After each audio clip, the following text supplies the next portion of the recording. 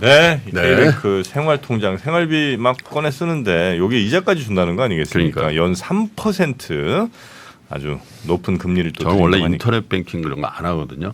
하니. K뱅크 안 할 수가 없더라고. K뱅크로 또 네. 코인도 사. 그러니까 그러니 코인도 하세요? 아니, 코인 안 하지. 근데 코인. 아니 코인 얘기를 내가 몸소리를 치지. 하여튼 K뱅크 하면 하여튼 애국하는 느낌이랄까. 아 그렇습니까? 네, 하여튼 뭐 교통비, 쇼핑비, 뭐 데이트비 등등 이렇게 매일 쓰는 요걸 이제 생활비 통장을 해놓으면 그 남는 돈에 당연하죠. 이자가 이제 붙는다는 거니까 네. 이것도 한번 생각해 보시면 좋겠습니다. 자, 그러면 우리에게 늘 투자의 지식, 팁 많이 전해주시는 PBC. BBC 우리 박병창 이사님 어서 오십시오. 네. 예, 안녕하십니까. 네, 반갑습니다. 자, 어제는 우리 주식 많이 떨어졌고요. 많이 떨어졌나요? 어제 1. 7% 오르고 뭐 1.8% 빠졌어요. 아니 근데 그 지순 얘기하지 마. 이 아저씨는 지금 그날 종목 최고로 올랐던 종목도 갖고 있고 어제 예. 많이 빠진 종목도 갖고 막 지금 예, 예. 막 롤러코스터야. 종목별로는 큰 폭의 변동성이 있었습니다. 수급적 네. 요인 때문에 그렇고요. 그건 설명드리겠고요. 네. 전체 지수는 뭐 급등한 부분에 일부 뭐 되돌림 하락이 있었다고 좀 보여집니다. 지수로는 예. 미국 시장은 상당히 견조하게 계속 움직이고 있습니다. 7, 8일 동안 연속 상승을 좀 하고 있는 거고요. 다우는 0.7, 나스닥이 0.9, 나스닥이 상대적으로 더 많이 올랐습니다. 이것은 국제 수익률이 다시 떨어졌습니다. 지난주 강세 후에 장중 등락이 연 이틀 동안 있었습니다. 예. 그리고 오늘 차트는 가져오지 않았는데 지난 한 3개월 동안 추세 하락이 있었습니다. 그 추세 하락의 상단을 돌파를 지금 시도하고 있는 상황이기 때문에 이제 곧바로 돌파 못 하거든요. 우리가 이걸 기쪽 분석을 하는 사람들은 휩소라고 합니다. 휩소. 휩소. 그러니까 지지선을 깼다가 다시 올라오거나 또는 저항선을 돌파했다가 다시 내려오는 그런 현상이 나타날 개연성은 좀 있습니다. 그래서 지금 거기서 눈치 보기를 하고 있는 상황이 아닌가 이렇게 보여지고요. 그렇지만 장중에 등락을 하지만 그 매물 소화를 상당히 좀 잘 하고 있다, 견조하다 이렇게 볼 수가 있겠습니다. 주요 국제 수익률이 다시 하락하면서 주요 빅테크 종목들이 상승을 주도했습니다. 연준의 추가금리 인상이 11월에는 없고 12월에 있을 거다 이런 얘기 했었잖아요. 이게 지금 또 바뀌었습니다. 말이 12월이 아닌 1월에 할 거다 하면 이렇게 컨센이 지금 바뀌어져 있습니다. 월가에. 네, 그러다 보니까 연준의 기준금리 인상에 대해서는 이제는 좀 걱정이 우려가 좀 잠재워지는 이제 그런 모습이 계속 나타나고 있는 상황이고요. 뭐 애플이 지금 181달러 됐고요. 엔비디아는 459달러로 저점 붕괴 위기 상황에서 네. 다시 올라와서 좀 안정감을 좀 가지고 있다 이렇게 보시면 될 것 같습니다. 한마디로 견조하다 미국 시장은. 네. 왜 이렇게 견조하냐 먼저 말씀을 드리면 국제 수익률과 그러니까 수급에 의한 국제 수익률의 불안 그리고 전쟁, 정치권 노이즈 이게 지금 없어진 건 아니거든요. 근데 이게 지금 잠시 이런 표현을 쓰죠. 수면 아래에 있다. 잠시 그러한 상황 속에서 이제 견조한 상황이 좀 됐고 있지 않나 네. 생각을 하고요. 어제 우리 시장 코스피 2.3 전날에 5% 이상 올랐고요. 코스닥 1.8% 하락했는데 전날에 7.3% 상승을 한 것이죠. 지수 자체는 되돌림을 좀 할 수 있는 정도로 움직임이 있었습니다. 그러나 종목별로는 그 전날 상승한 것보다 더 많이 빠진 종목도 있긴 있어요. 그래요? 예, 그렇고요. 그리고 지금 말씀하시는 종목들은 아마도 2차 전지의 종목들은 상승폭보다 빠진 건 그렇게 많이 빠지는 않았어요. 2차 전지 내에서도 좀 대표적- 갈리더라고 예, 예, 보니까. 그죠? 예, 그렇습니다. 에코도 두 개가 같이 안 가던데 어제도 보니까. 아, 그랬나요? 예, 그렇습니다. 그러니까 상승한 것보다는 대체로 덜 빠지긴 했어요. 덜 빠졌습니다. 그래도. 대부분. 어떻게 상승한 것보다 그 에코는 뭐 상한가 쳤는데 뭐. 그렇죠. 그 얘기 하려는 거지 자기? 그렇진 않은데. 은근. 그리고 또 중요한 것은 상가 갔다가 어제 마이너스 한 15% 이렇게 갔다가 종가는 밀어 올렸죠 다시. 한 자릿수에 상승은 아니더라도 4% 5%에 마감을 맞아요. 했습니다. 그러니까 쇼커버가 분명히 있습니다. 그래서 종목별로 차별화가 되는 것은 쇼커버의 강도 그리고 얼마나 급한 쇼커버가 지금 일어나고 있는가 또는 어떤 종목은 급하지 않은 것도 있을 수 있고 그리고 이 지금 해지를 어떤 방식으로 외국인들이 하고 있는가 좀 이따 다시 설명드리겠지만 그에 따라 종목별 차별화가 굉장히 많이 나타나고 있고요. 어제 외국인들이 코스피에 보면은 4,112억 순매수로 되어 있습니다. 네. 이거 설명을 좀 드려야 되는데 장 막판까지 마이너스 1,000억이었습니다. 외국인들이 근데? 어저께 팔았어요. 네. 근데 어제 시간에서 하이브가 블록들이 있었습니다. 저거 샀구나. 하이브- 넷마블. 예, 이게 블록들이 있었습니다. 맞아. 넷마블 블록들이 있었죠. 6천억인가 뭐. 예. 넷마블이 판 거예요? 넷마블이 판 겁니다. 넷마블이 도저히 지금 하이브. 경영이 안 좋아서 네. 그 금지옥엽처럼 여기던 하이브 주식을 예. 그래서 팔았죠. 넷마블이 팔고 거의 대부분 외국인들이 받아갔습니다. 그래서 요것 때문에 외국인들의 순매수로 잡혀 있다. 이건 착시 효과이기 때문에 설명을 제가 드리고 있는 것이고요. 넷마블은 또 제가 한때 사랑했던 보내드렸죠. 보내드렸죠. 네. 네, 코스닥은 여전히 외국인들이 2,300억 정도 매도를 계속 하고 있는 그런 상황입니다. 직전일 급등 후에 이제 매물이 나왔고요. 외국인들이 선현물 매도가 하루 종일 있었습니다. 그리고 급등한 2차 전지 섹터에서 매물이 출하되면서 급락을 했어요. 그래서 매수 사이드카가 그저께 발동이 됐고 어제는 매도 사이드카가 발동이 됐습니다. 네. 근데 오후 들어서 외국인들이 매도를 상당히 줄여갔습니다. 이런 것들도 우리가 한번 그냥 상식선을 생각해 볼 수 있어요. 우리가 매수도 분할 매도 하잖아요. 아주 급한 쇼 커버링이 있는데 어떤 종목들은 봐가면서 커버링 할 거 아니에요. 그러니까 많이 떨어지면 야 이거 떨어졌으니까 이거 쇼커버 하자. 그럼 올라오는 데선 아 여기 좀 더 있어 보자. 뭐 이런 아마도 그런 생각을 많이 할 것 같아요. 그래서 어제 오후에 낙폭이 큰 종목들에는 쇼커버가 나오면서 반등하지 않았나라고 생각을 저는 하고 있고요. 네. 그래서 말씀드린 바와 같이 종목별 등락 차별화가 굉장히 심하게 나타났습니다. 예. 특징적인 것은 이 와중에 어제 삼성전자를 외국인들이 2,900억 순매수했습니다. 그리고 전체로 볼 때 엄청나게 많이 한 거죠. 왜냐하면 1,000억 정도의 순매도였거든요. 네. 어제가. 2,900억 정도 순매수였는데 이로 인해서 그리고 뭐 어떻든 ETF 출시에 어저께 말씀을 드렸는데 그 영향권이 있는 것 같습니다. 거기에 포함되어 있는 종목들이 있어요. 그런 종목들이 역사적 장비주가 대부분이에요. HBM 장비주가 거의 거기 대부분인데. ETF에? 예. 그래서 역사적 신고가를 52주 신고가가 아니에요. 이 시장 속에서 역사적 신고가를 다수 지금 내고 있습니다. 종목들은 이렇게 쭉 있습니다. 네. 지금 종목을 얘기를 하면은 저희 고객이나 제 계좌에서 매도 하는 거를 회사에서 그 모니터링 한다 그래가지고 종목을 이제는 정말 하기 힘들 것 같아요. 그래서 이런 게 있습니다. 아 무슨 뭘 이렇게 사라는 하겠습니다. 얘기 그런 추천이 아니라 뭐 이런 시황 설명할 때 예를 들어서 하는 것도 안 된다 이거죠? 아 그건 뭐 어쩔 수 없습니다. 예, 그래서 엄격하게 해야죠. 이런 겁니다. 이렇게 제가 말씀을 좀 네. 드리고 넘어가겠습니다. 이해해 주시기 바랍니다. 네네. 추천 자체를 안 하는데도 불구하고 예. 오케이. 아마 전 증권사들이 많이 그렇게 지금 강화되고 있다는 걸 좀 네. 여러분들이 염두에 두시면서 얘기를 좀 들으셔야 되지 않을까 네. 생각합니다.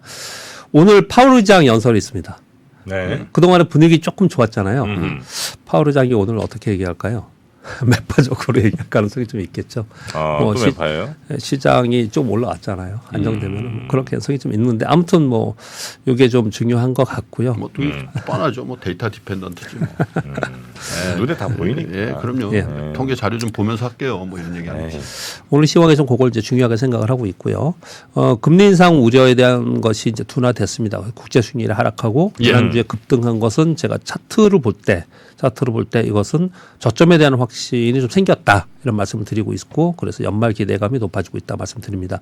그럼에도 불구하고 S&P 500은 7일, 나스닥은 8일 연속 상승을 했습니다. 그래서 장중 숨고르기가 좀 일어나고 있고요. 네. 그렇게 따져 본다면 제가 휩소 말씀드렸잖아요. 이제 돌파 시도하면서 소폭 조정 구간인 가능성이 좀 있다. 이렇게 보시는 게 어떤가 생각을 합니다. 네네. 그리고 나서 방향을 좀 관망하는 게 어떤가, 지켜보는 게 어떤가 생각하고요. 자, 우리나라 얘기를 해야겠죠. 우리나라는 일단 매크로 시황이 개선된 부분 때문에 월요일 날 한 2% 정도는 오를 수 있는 상황이었다. 그런데 공매도 금 조치가 일요일 날 있었기 때문에 수급에 의한 큰 변동성이 이틀간 있었습니다. 예.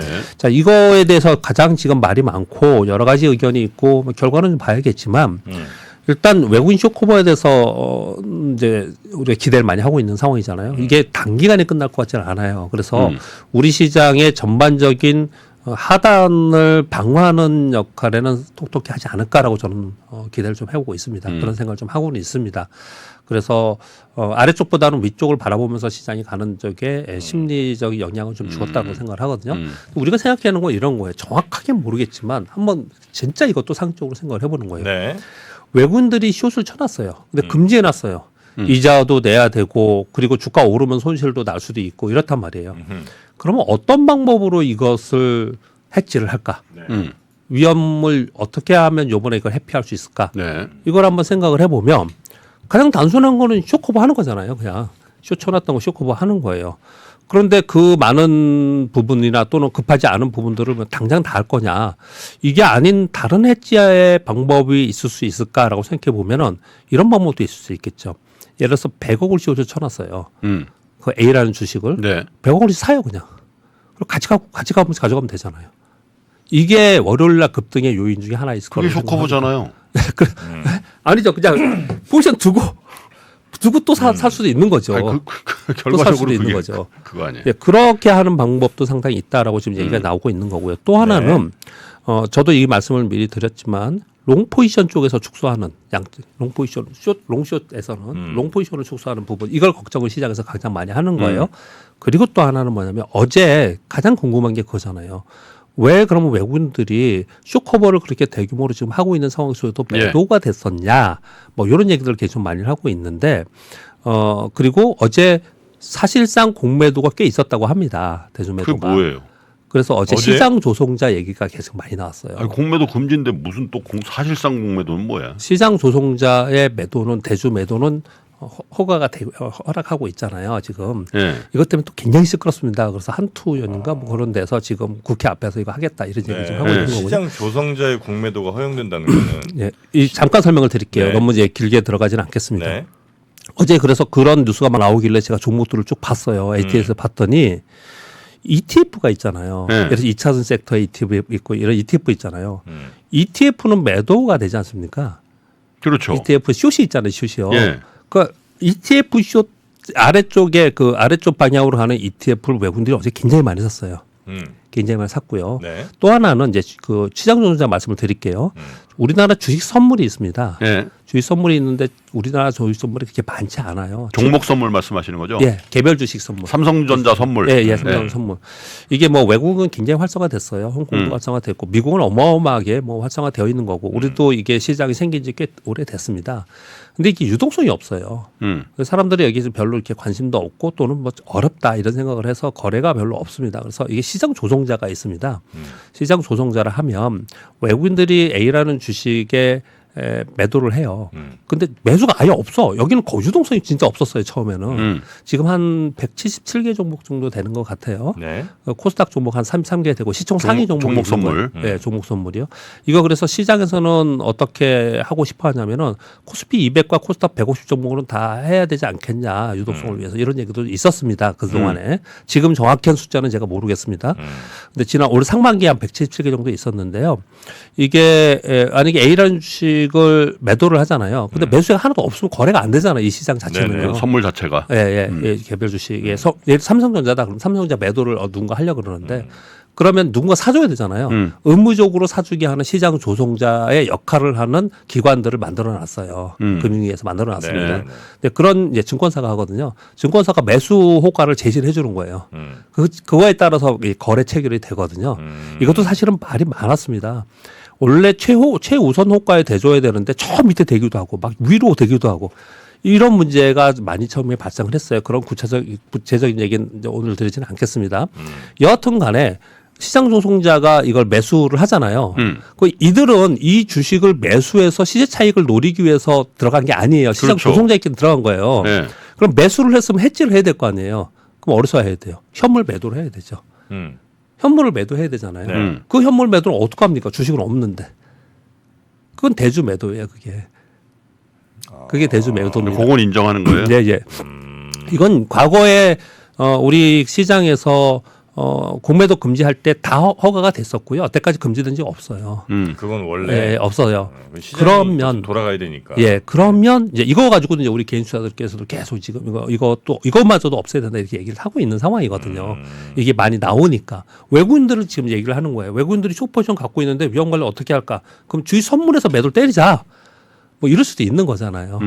그러면 주식 선물에 매도 때리면 시장 조정자가 매수를 하면은 거기에 대해서 매도는 또 나올 수밖에 없는 거고. 이런 구조 여러 가지 고민을 할 것 같아요. 외국인들 입장에서는 이번 조치로 인해서. 근데 이게 꽤 많았어요. 제가 어제 종목을 봤더니 어제 2차 전지 종목의 2차 종목 주식 선물 매도가 어마하게 많았습니다. 평소에 한 3-4배 정도 많아요. 그게 실질적인 뭐 공매도 효과가 있으니까 해지하는 거죠. 숏에 예. 효과가 있으니까. 예. 어제 그런 거래가 꽤 많았어요. 그런저런 것들을 외국인들의 입장에서는 지금 이걸 어떻게 이 조치에 해지를 해나갈까라는 고민을 많이 하고 있고 여러 가지 방안을 할 거라고요. 시장 전체는 좀 쉬워요. 왜요? 선물 매도하면 되니까. 시장 전체는 선물을 거래하면 되니까 코스피 200을. 근데 개별 주식에 대해서는 아마도 특정 개별 주식에 대해서는 고민들이 많을 거예요. 근데 제가 말씀드렸다시피 아마도 굉장히 빠르게 단기 거래를 하려고 했던 숏 포지션들은 거의 빨리 청산을 지금 하고 있을 거라고요. 그러니까 급등을 한 거예요. 근데 그렇지 않은 종목들 롱숏에 있거나 좀 천천히 하거나 아니면 장기로 가져가는 것들은 급하게 하지 않을 가능성이 그러니까 있거니까. 그게 이제 2020년도에도 공매도 금지가 있었잖아요. 전면적인 예. 거죠. 그때도 숏 커버가 일부 들어왔음에도 불구하고 상당한 종목들은 그냥 공매도로 그냥 계속 있었어요. 예. 그런 네, 종목들도 맞습니다. 많이 있었어요. 예. 그러니까 하나 분명한 건 여러분들이 갖고 있는 종목 중에 공매도 단고가 표시가 되잖아요. 그게 다 커버가 될 것이라는 생각을 안 하시는 게 그럼요. 좋다니까. 예. 그리고 아까 박 이사께서 말씀하셨지만 외국인들이나 기관 투자가들은 그거 외에도 다른 방법들이 있어요. 예, 맞습니다. 예. 제한적이긴 하지만 예. 그러니까 커버가 있을 수는 있다. 그러나 그게 100% 공매도가 없어질 거라고 생각하고 그걸 보고 추가 매수를 한다든지 그거는 조금 위험할 수도 있다. 사실상 공매도 효과를 낼 수 있는 여러 방법들이 있으니까 뭐 여러 방법인지는 모르겠지만 있죠. 이게 좀 약간 어려우신 분들이 좀 있었던 것 같은데, 그러니까 우리는 이제 보통 일반적으로 현물 시장 거래를 이제 사고 팔고 하는 거고, 네. 근데 이제 기관이라든지 외국인들 좀 큰 손들은 이제 선물 시장에서 거래도 꽤 하는데 예.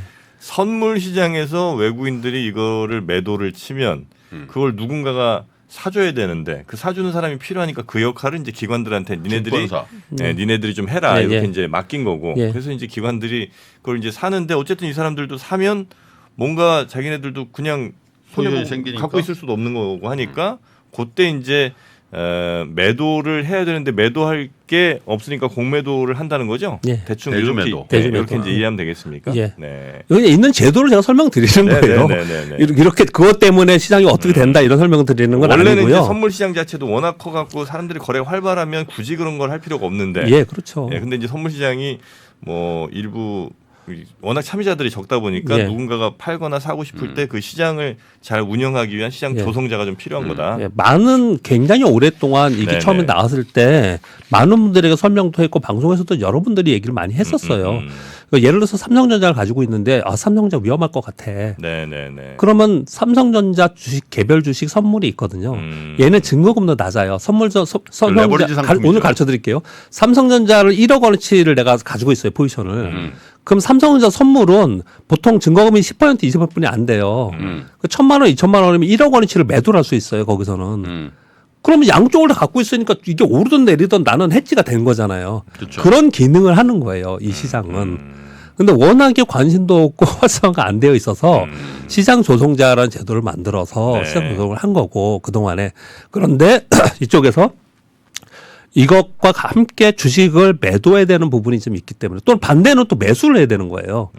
이런 부분들이 있기 때문에 요번에 공매도 금지 조치와 함께 그 금지 조치를 했는데 그러면은 공매도가 이제 없지 않겠냐, 대주매도가 없지 않겠냐, 그러면서 그런 좀 막 올라오지 않겠냐라고 했는데 의외로 보면은 다른 파생 상품 때문에 거기가 매도 나온 걸 보면서 이거 뭐야 이렇게 지금 얘기를 하고 있다라는 거예요. 지금 네. 이렇게 드리는 겁니다.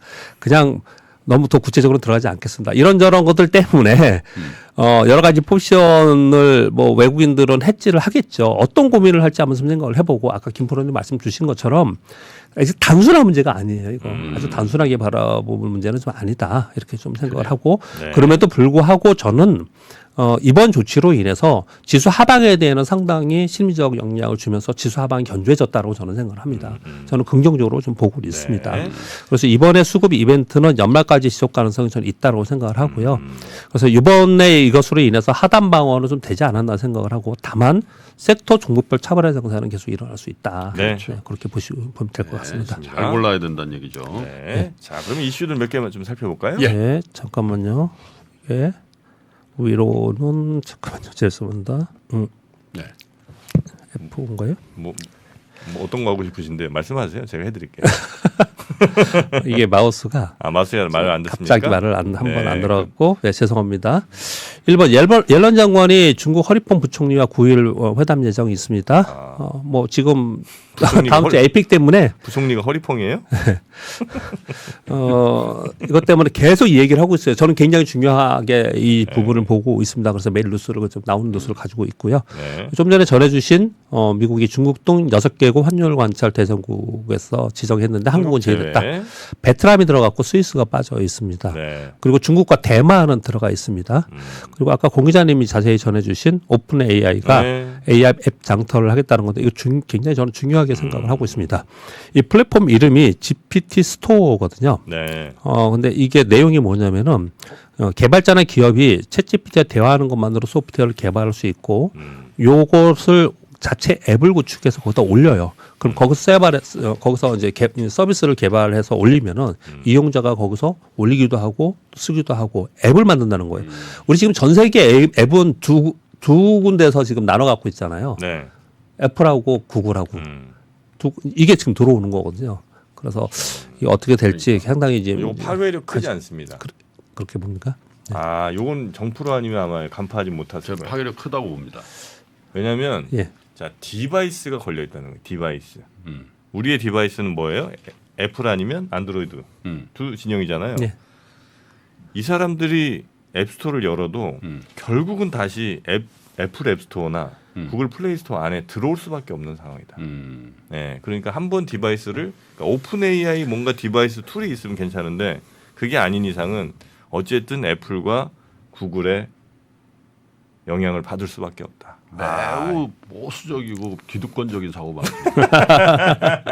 아 진짜 실망입니다. 실망이에요. 여기 또 결국은 다시 돈 내야 돼요. 맞습니다. 손대고 해야 되는 부분입니다. 자, 그 좀 더 이어서 말씀드리겠습니다. 네. 미국이 반도체 대만 의존도 안보에 치명적이다라고 해서 본토의 군사용 칩 전용 공장을 추진한다. 이게 인텔이 검토된다고 하면서 보조금 준다 그래서 어제 인텔이 강했습니다. 참고로 말씀드리고요. 엔비디아가 요거는 우리나라에 어떻게 삼성전자 이런 영향도 있었을 것 같은데요.